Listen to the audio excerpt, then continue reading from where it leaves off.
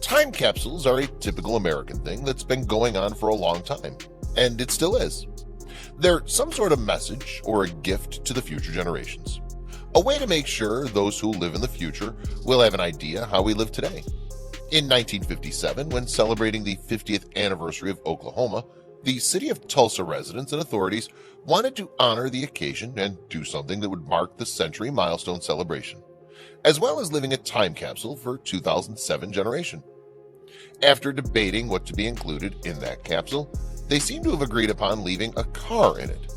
Yeah, you heard me right, a car, and not any car, a brand new Plymouth Belvedere that was, back then, considered a luxurious model. The residents sealed the car in an underground vault in front of the town hall building. After they made sure they took all the necessary measures to protect the car from the elements so that future generations find the gift intact. The reinforced concrete used to build the capsule made it a bunker that was strong enough to survive a nuclear attack. They even made sure the fuel tank was full and 5 liters of oil were poured into the engine, and a fresh layer of wax was applied to the entire body to protect the paint.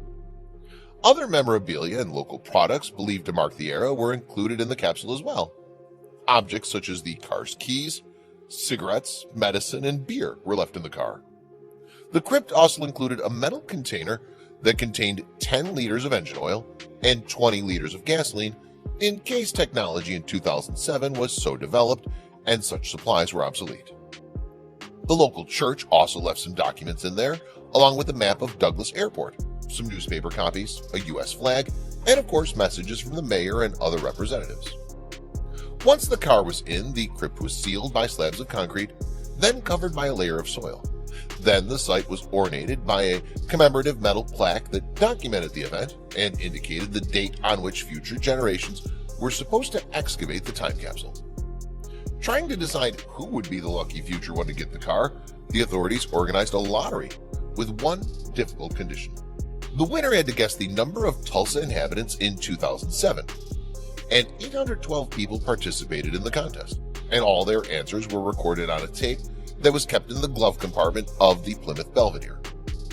Then the locals eagerly waited for the day on which what they called Miss Belvedere would be revealed again. They even made an official website that people could consult to learn about the time capsule and view photos of the interment ceremony. Time flew by, and 2007 came with the 100th birthday of Oklahoma, and with it the excavation of Miss Belvedere, and all the messages that were sent from the past. After 18 months of preparations, the locals, as well as tourists and journalists, gathered excitedly eager to witness the long-awaited event and see the luxurious car seeking the sunlight after 50 years spent in the darkness, buried underground. Amongst the crowd, there were even some spectators who witnessed the day the car was sealed in its capsule and wondered who would be lucky enough to win the car, as its value multiplied several times over the years. The ceremony started by removing the first layer of ground, followed by lifting the concrete slabs one at a time. Yet, to the dismay of everyone, the car was submerged in water, as rainwater had made its way into the crypt over the years, despite all the measures taken by the engineers 50 years ago. The car was more of a submarine than a car, and they needed to pump the water out before lifting it using a crane, and all hope of getting Plymouth Belvedere in good condition were gone. Upon moving the car into the conference center, where it was supposed to be revealed, it was apparent to all the attendees that the car was covered in a thick layer of mud and dust, both on the outside and on the inside. Rust covered the body and the engine, while the interior elements were completely soaked and rotten. To put it in simple terms, the Belvedere was as good as the mud covering it.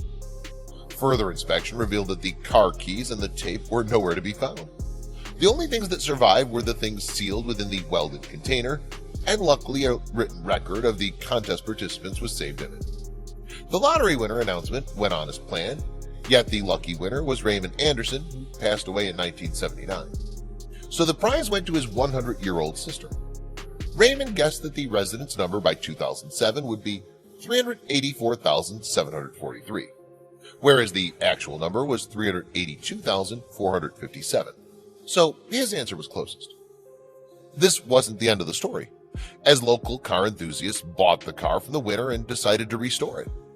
The job was done by a local company specialized in rust removal products, and the car started shaking off the damage done by half a century of catastrophic storage. When Miss Belvedere was exhibited in Illinois Museum of History in 2015, it looked new as it shone under the light and drew the attention of all the amazed attendees, just as it was always meant to be. This is not the only documented case of a car that was buried underground, as what two kids found in the 1970s in their yard amazed everyone. It all happened when a family bought a new house just outside of Los Angeles. And to the family's dismay, their two sons loved digging the ground and leaving holes all around the courtyard. The parents strongly disapproved of this behavior and scolded them regularly, yet to no avail. One day, as the kids were playing in the backyard, they did what they loved the most and started digging a hole. As the kids were digging deeper in the ground, they hit something solid. So excited by their discovery, the kids started digging around it, trying to excavate it. Yet it was bigger than they thought. Persuading their parents that what they found must be precious, unearthing what was under the soil became a family endeavor. Under all the layers of ground and grass laid a Ferrari that shocked everyone. Yet the parents called the police, thinking that it might be related to a crime. Law enforcement authorities got involved in the excavation process, and to the surprise of everyone, it was a brand new 1974 Ferrari Dino 246 GTS. As the police were investigating the car and how it got there, the news went viral, and the kids became overnight celebrities. Investigations revealed that the car was buried in what was originally a swimming pool, yet they could not identify who buried a supercar there. Further investigations revealed that the car belonged to an old man, and it was stolen as he was dining at a restaurant in LA. The police hypothesized that the thieves might have hidden the car there so that they could come back to it later, and that something went wrong with them, and so the car remained hidden there, unbeknown to anybody else. The case got even stranger when the police couldn't trace the owner of the Ferrari. Later on, the car was bought by a man known as Brad Howard for $72,000 and restored to its original state. And once again, the car was driven in the large roads of Los Angeles where it belonged.